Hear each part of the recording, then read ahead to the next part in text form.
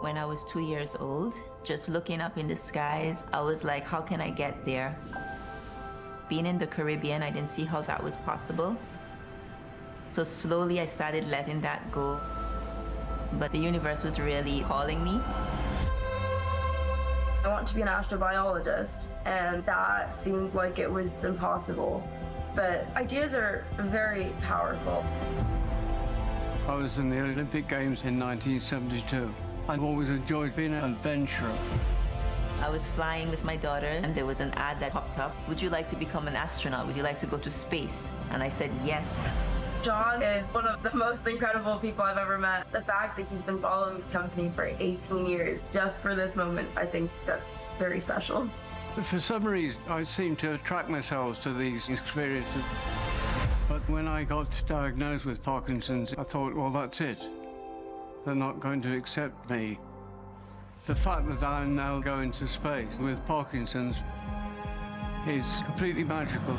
Virgin Galactic is breaking down barriers for space travel and scientific research. From the regulatory side to the engineering side, it's amazing to see all of these pieces come together. The new space age means diversity, imagination, and adventure all will have a home in space.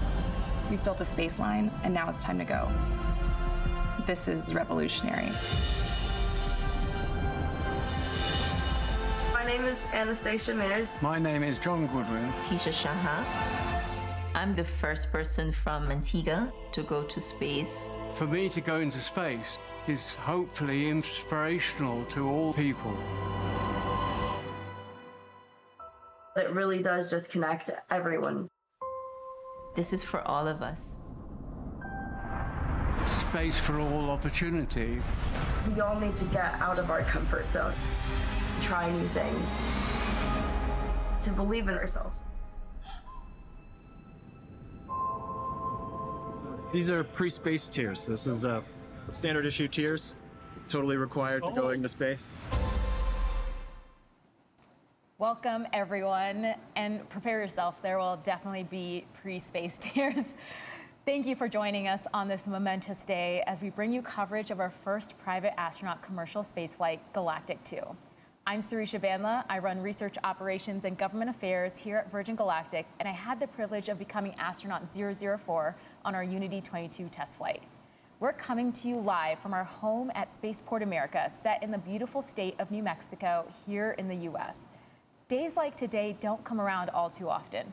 They're special days that mark moments where boundaries are broken and what we thought to be impossible is redefined.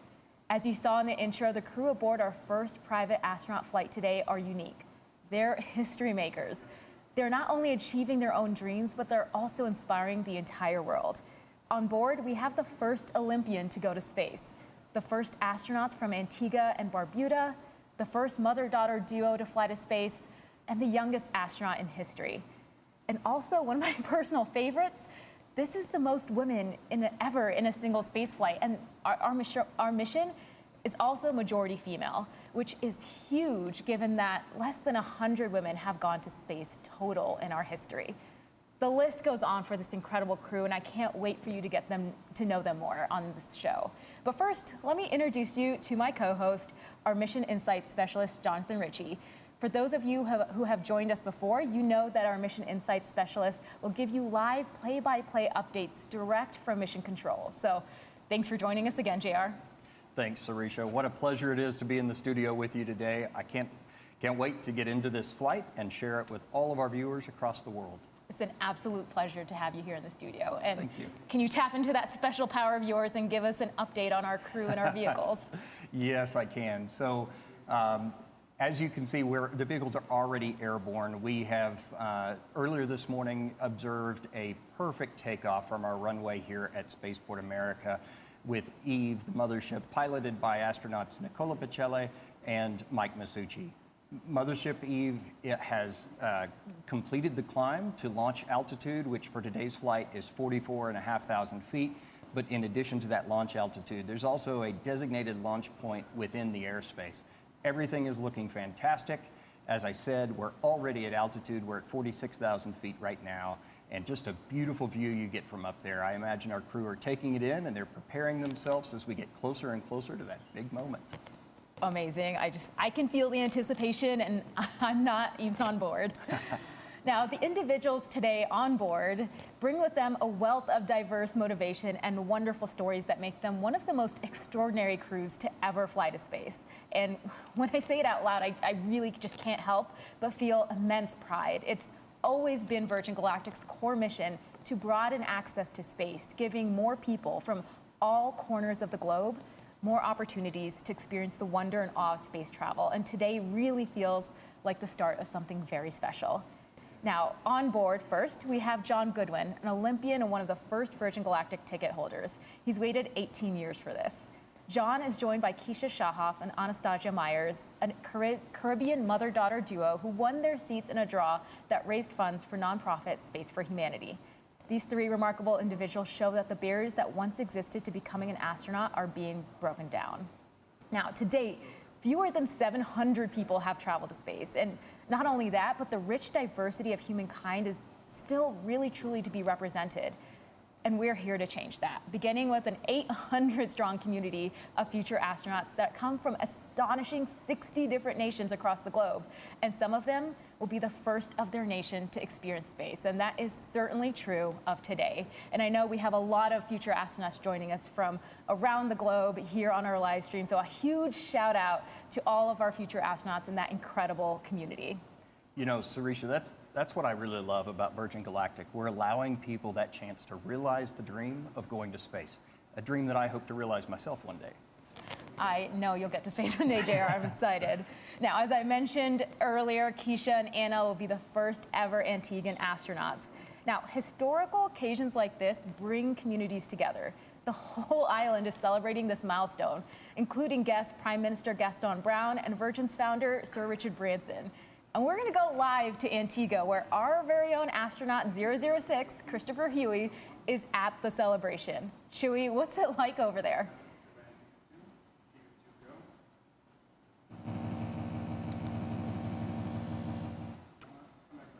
All right, it looks like we have a few technical difficulties, so we'll try to check in a little bit later. But I saw some of the celebration, honestly, a bit earlier, and it looked amazing. There was a huge crowd there supporting Anna and Keisha.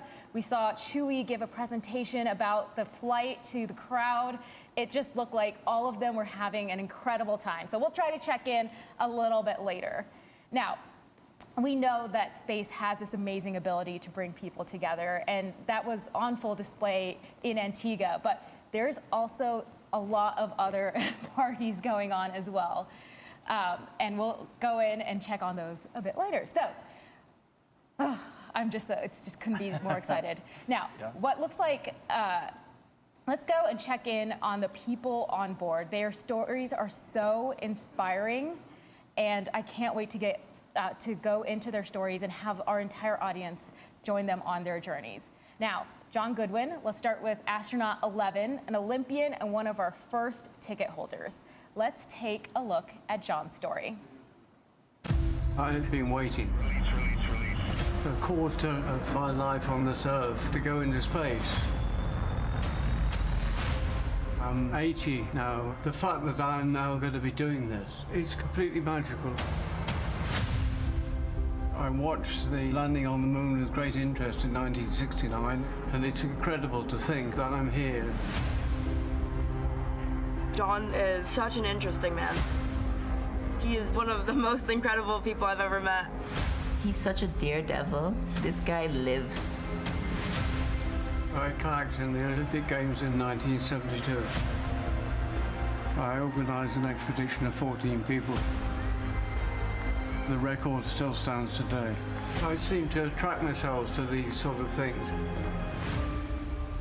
When I got diagnosed with Parkinson's, I thought, well, that's it. They're not going to accept me. We're going to space despite the Parkinson's. This attitude of space for all is a wonderful thing. Hearing his story makes me realize I'm going to be sharing this mission with such an amazing human. To space. This opportunity is completely unreal. For me to go into space and defy Parkinson's is hopefully inspirational to all people. Now, John Goodwin's community in Stoke, England are watching together. And in New York City, friends are gathered at the Michael J. Fox Foundation for Parkinson's Research to watch as well. He's got a huge community supporting him, and he'll only be the second person diagnosed with Parkinson's to fly to space. Next up, we have Keisha Shahoff, astronaut 12. Keisha won 2 seats through a philanthropic fundraising sweepstakes benefiting Space for Humanity, a nonprofit organization. Their mission to send more diverse humans to space and change perspectives resonated with Keisha and encouraged her to enter. Let's take a look at Keisha's journey. In my dreams, I'm always flying. 3, 2, 1, release. I've lived all my life by the water, but I feel more connected in the air. My first interest in space really started when I was 2 years old, just looking up in the skies. How can I become an astronaut? Being in the Caribbean, I didn't see how that was possible. So slowly I started letting that go. But the universe was calling me.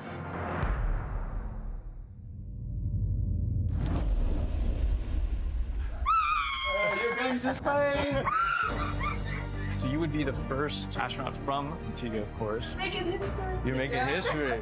It's a very inclusive mission. My lifestyle is very much grounded. The same way that I live is how I educate and I help others in my coaching program. I hope to inspire people in this region to get beyond their limitations. When I was asked the question, I won 2 seats, who's coming with me? Anna looked over at me and she says, Mom, if anyone is going with you to space, it's going to be me. I feel like to be successful in this life, you have to be able to bend and stretch yourself. It's an adventure of humility and humanity.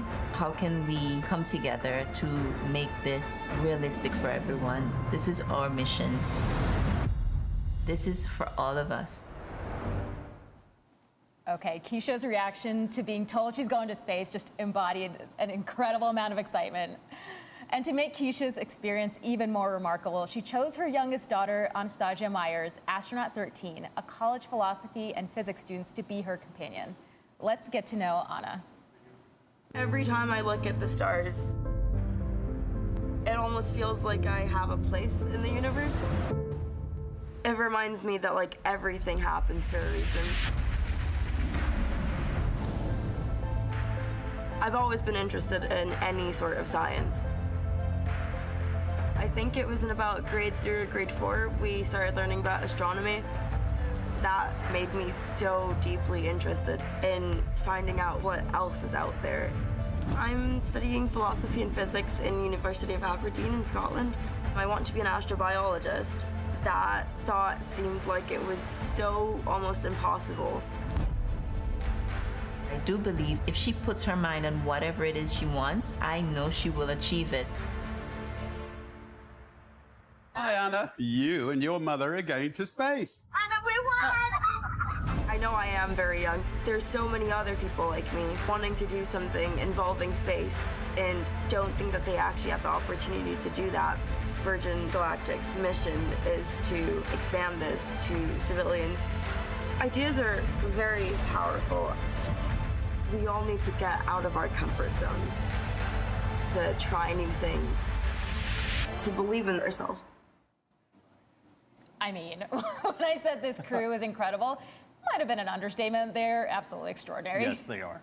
Now, I've heard that we have our feedback from Antigua, so let's check in with Chewie on the celebrations.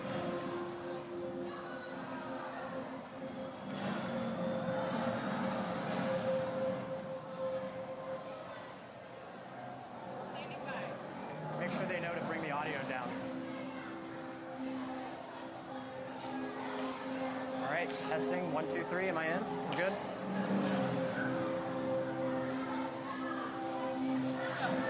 Sarisha, I'm here on the ground in Antigua, and the energy is absolutely off the charts.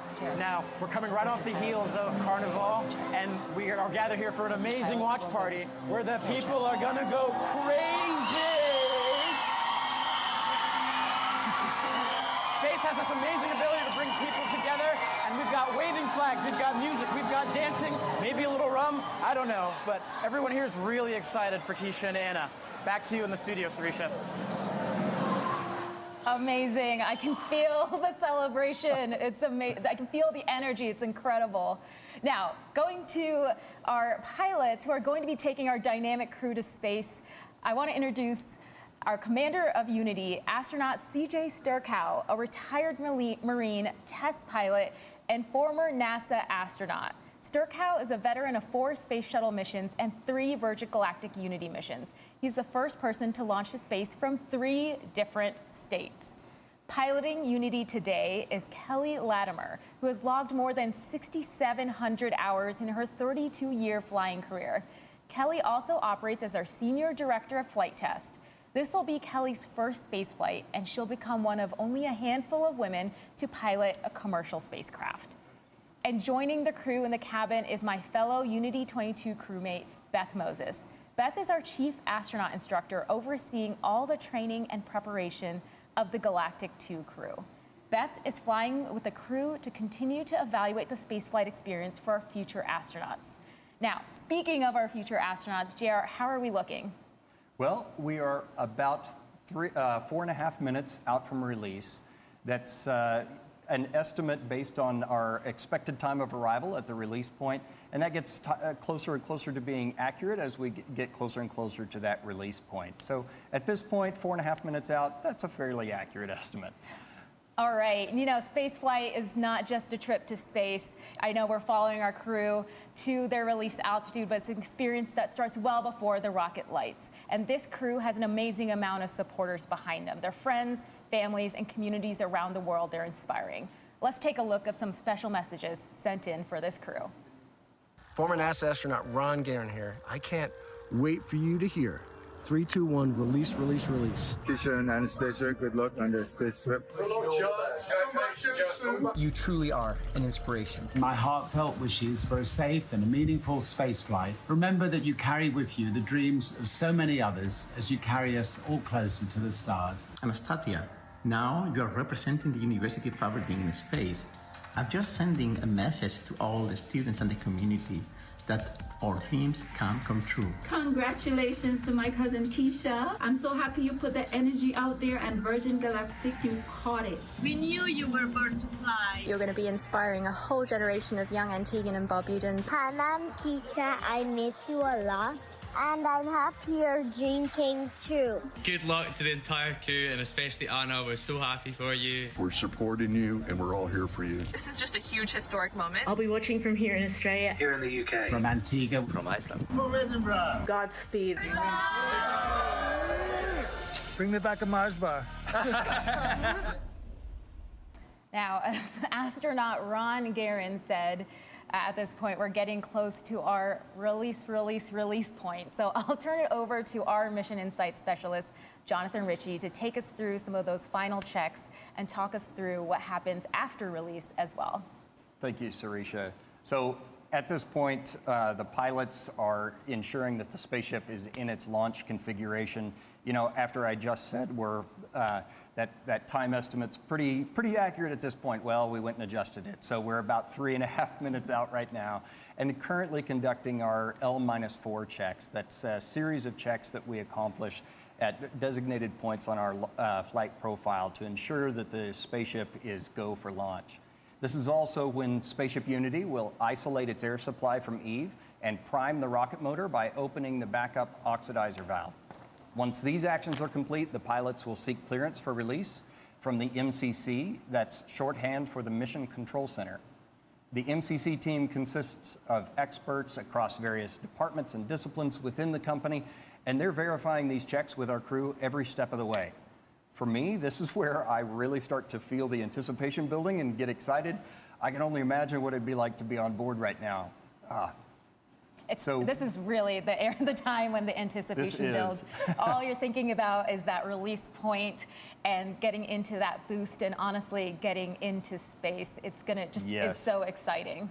And I just heard the L-4 checks are complete. So as you just mentioned, that release point, right after that, the crew lights the rocket motor, and Unity's trajectory to space starts in that horizontal release position before turning towards space, a maneuver that we refer to as the gamma turn. And then the rest of the rocket motor burn occurs in the vertical. We're now 2 minutes out from release. The rocket motor boost was one of my favorite parts of the flight. Seeing the Earth drop away and seeing space come into view is just absolutely exciting. And of course, our vehicle gives our customers the best view of Earth with the amount of windows we have. Yes. So we are go for release on time. That's about 1:40 from now.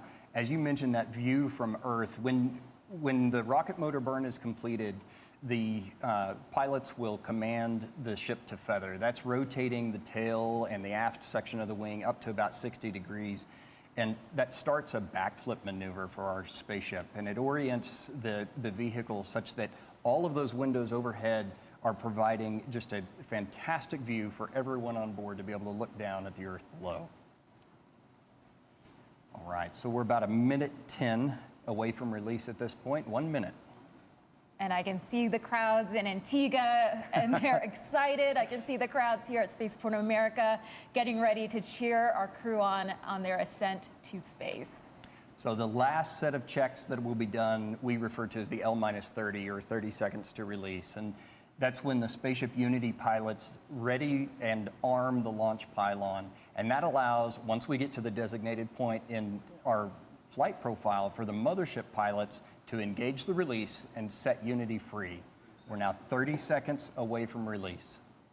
The very last preparation that the pilots in spaceship do before release is they push that control stick all the way forward, ensuring that we have a perfect separation. We're 15 seconds. 10.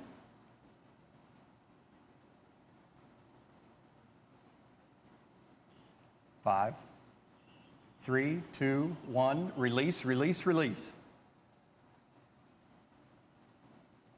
Ignition. Good control. There's Mach 1. The pilots have started trimming for that turn towards space. Trim is now set. There is max Q. That's the point of maximum pressure exerted on the vehicle by the atmosphere. Those on board are experiencing about 3 Gs right now and traveling over 1,000 miles an hour. That's incredible. I can imagine they're having quite a great time. We're at Mach 2. We're in the vertical, headed towards space. This is the part where they're seeing Earth move away and seeing space come into view and seeing that they're going to space, and just, it is an incredible feeling. So we've got about Mach 2.8, Mach 3 approximately, and rocket motor cutoff. Amazing. The crowds here are just absolutely going wild. I can't imagine what's happening in Antigua with them cheering them on. That's incredible. Awesome. Go Keisha, go Anna, go John. So everybody on board has been cleared to unstrap and enjoy that zero-G experience. The pilots have unlocked the feather. That's the preparation so that they can raise the feather here momentarily. They're engaging the RCS as well. The feather is now starting to move on its way up. Everyone's up out of their seats, just it's incredible. They're all, I know, it's amazing. They're all going to the window and taking in this just absolutely incredible view of Earth, the planet where all of their experiences are held. Everything they've ever known is down below. The feather is all the way up. We have a predicted apogee of about 289,000 feet. That is amazing. Our crew looks like they're having an absolutely incredible time, and they are officially astronauts. Welcome to space. Woo. Congratulations to John, to Keisha, to Anna on becoming astronauts today, and a special congratulations to our Unity pilot, Kelly, for her first space flight. And welcome back to space, CJ and Beth. And the vehicle is oriented in that backflip or that upside down maneuver from our perspective. And you can see them just enjoying that view of the Earth below. Man, it's just incredible. I can see that they just can't take their eyes away. And it's, it's hard for us to describe. We can obviously see they're having just an incredible time in space, taking in the views, but it's an experience. It's the silence, it's the views, it's seeing our brilliant planet against the matte black of space. I can't imagine what, I can't imagine what they're going through right now, and I can't wait to hear about it. Yeah, well, we just achieved our apogee at 290,000 feet. That's 88.5 kilometers. Amazing. And apogee is actually a very unique part of our experience. It's when our vehicle begins that descent back down to Earth and everything stands still. It's just, and we take a moment in the cabin, silent and looking out as a crew, and it's an experience I can only describe with these words, but one to be felt, really. Yes. So the pilots have initiated the motion to return the vehicle around, complete that backflip all the way around, and orient us for the re-entry. They've just made the return to seat call. They do that before we get to about 0.1 Gs. The pilots tell the passengers when to return to their seats, and then it's something that our training team has made very natural and intuitive, even though you're in that reduced G environment. Yeah, absolutely. During the days up leading to training, it's something that all of our crew practice. Our cabin is very purposefully designed to allow for our crew to get back into their seats. And even on re-entry, the amount of G's that you feel, but it's designed that anyone can do it, as we've seen today. And the views are going to be amazing on the way down, too. So when we talk about space travel, right, with the boost, everybody recognizes that as exciting and thrilling, but the re-entry is actually quite thrilling as well. And we have shock waves that form over the top of the vehicle. Right now, they're experiencing the max G on re-entry of about 3.5.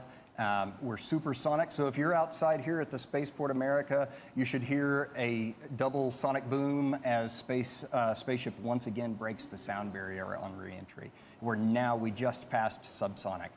Amazing.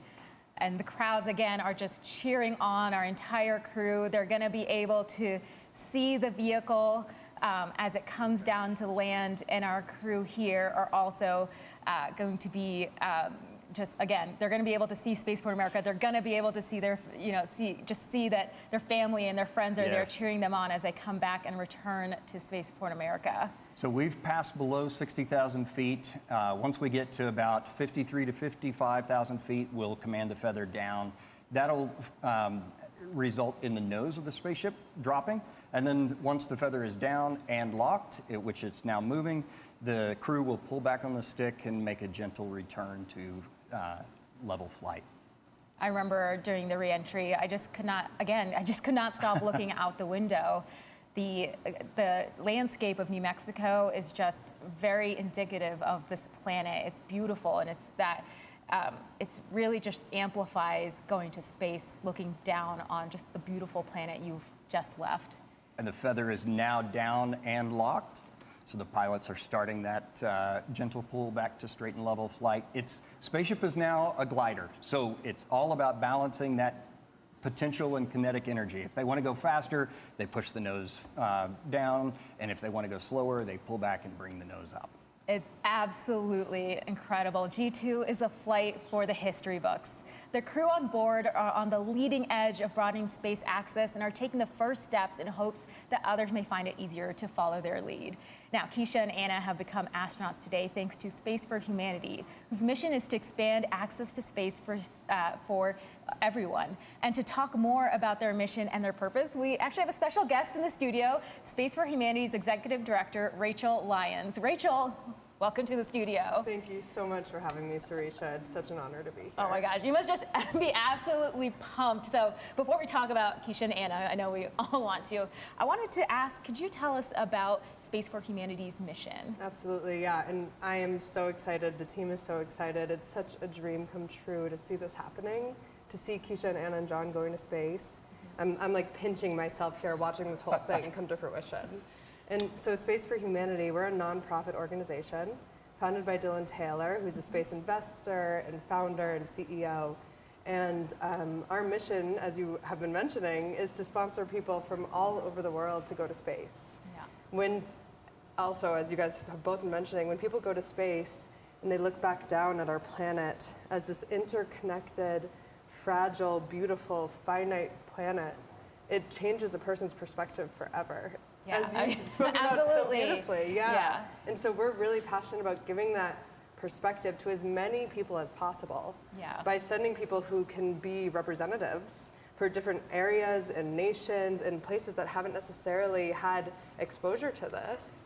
And then so they can come back down and be that for the people from their country, the people in their communities. Yeah, I mean, could you talk a little bit more about that? What impact do you see your citizen astronauts having, or what impact do you hope that they'll have upon return to Earth? Yeah, so we've sent 2 people to space so far. Of course, we're so grateful for this partnership with Virgin Galactic to send Keisha to space, and then more soon, that no announcements yet though. And so in terms of the impact that we hope that they have, I would say that it's different depending on the person. And we can't predict what that is. But what we're looking for is people who are committed to making a difference in their communities, people who have a track record of success, people who have a track record of doing things that make a difference in the world, people who are natural leaders. And so the hope is that each of them come back down and make a difference in a way that's true for them. And like I said, we can't predict that. It's not prescriptive. And depending on the cares and the passions of the individual, it'll look different.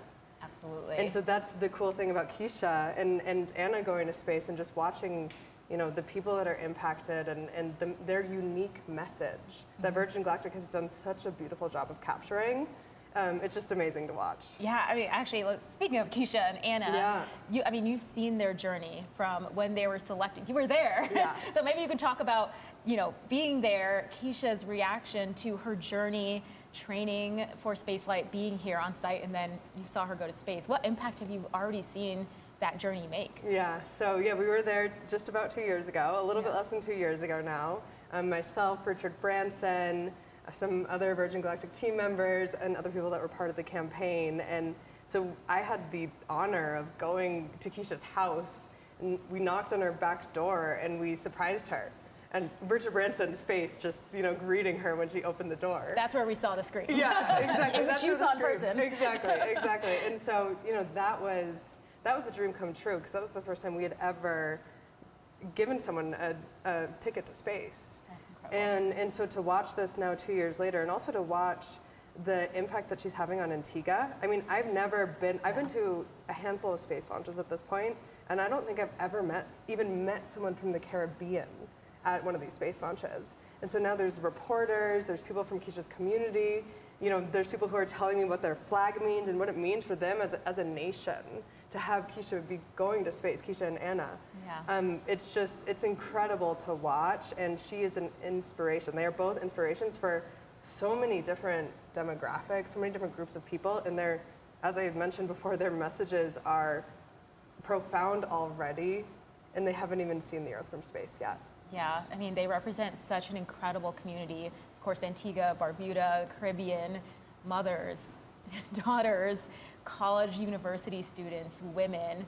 It's the boundaries they're breaking is just absolutely mind-blowing, and they're just the first. There's going to be many more. So I know you're eager to get back and cheer them on as they come into land, but anything you want to say just to close out and, just tell us about your excitement for Keisha and Anna landing and being there to cheer them on. Yeah, no, I mean, I guess all I'll say is I've had the pleasure of spending some time with Keisha. After we surprised her, she and her husband gave me a tour of the island for a day afterwards, and for her, this is like the biggest dream of her life. And she gets to bring her daughter on that too. And so I think that's what I will leave everyone with, is just imagining what it would be like for someone who's dreamed of this forever to get to go and have this experience and be cheered on by her entire community. It's absolutely incredible. I know you're going to be right there when they get back to give them the biggest hug. Yeah, definitely. Can't wait. Amazing. So, speaking of cheer, let's check back in Antigua with Chewy. Access to space for everyone. And to talk more about their mission and their purpose, we actually have a special guest in the studio, Space for Humanity's Executive Director, Rachel Lyons. Rachel, welcome to the studio.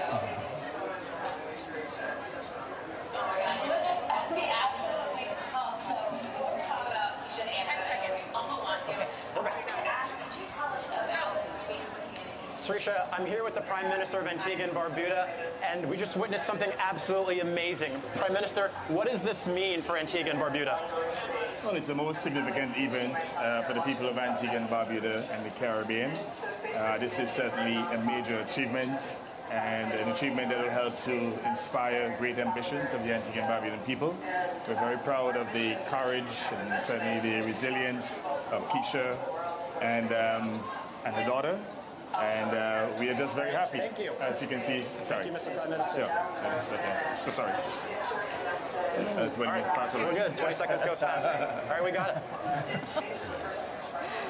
Oh, amazing, amazing, amazing. The energy in Antigua is just incredible. I can feel it. The energy here at Spaceport is absolutely amazing as we welcome our crew back as they come in for landing. Now, let's take it over. JR, can you give us an update on their progress back to Earth? Yeah, I sure can. We're, at this point, just under 12,000 feet.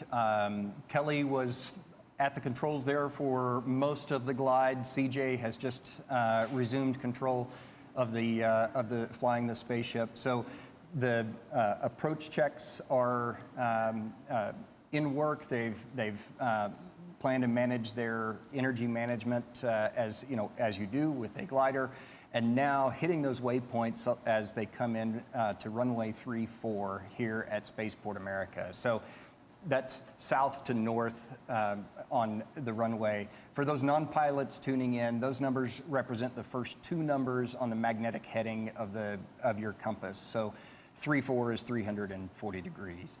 So we're doing a turn to final right now, and that's a left turn so that CJ, the pilot, the commander in the ship, has a view of the runway. The landing gear is now down and locked. And we're about 7,500 feet.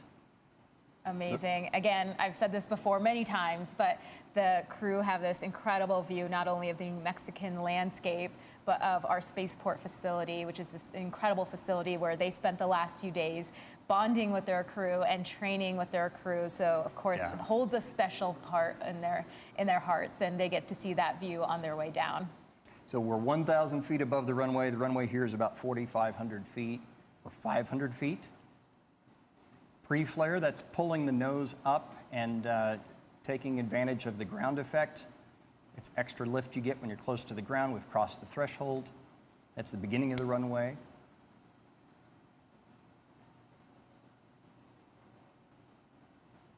Beautiful. And touchdown of the main gear. Now CJ's going to hold the nose gear up for a little bit. That helps bleed off the energy that the spaceship has, using the air drag associated with that. Now he started to lower the nose.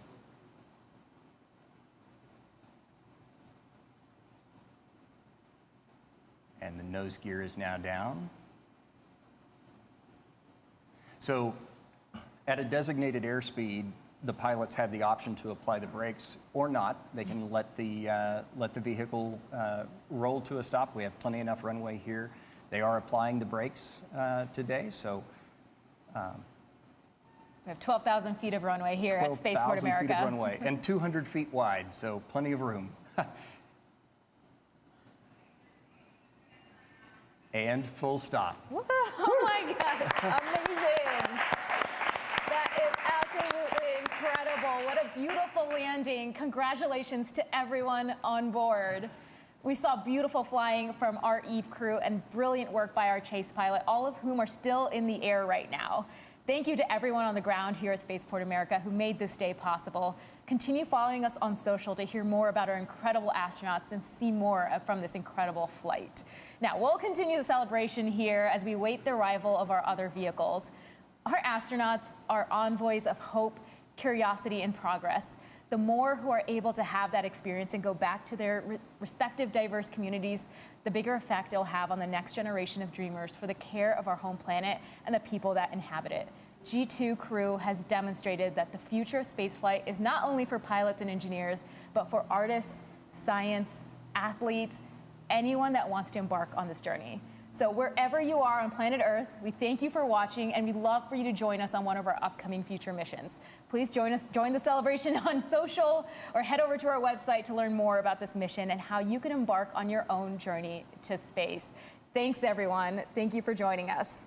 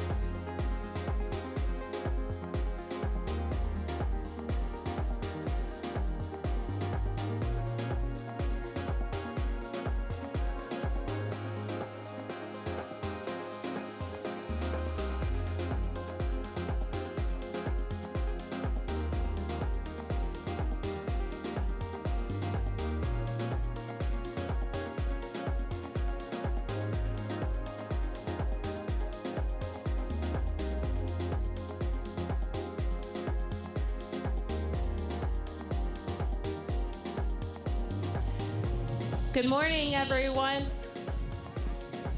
I'm sorry. We will have our Unity pilots heading back shortly.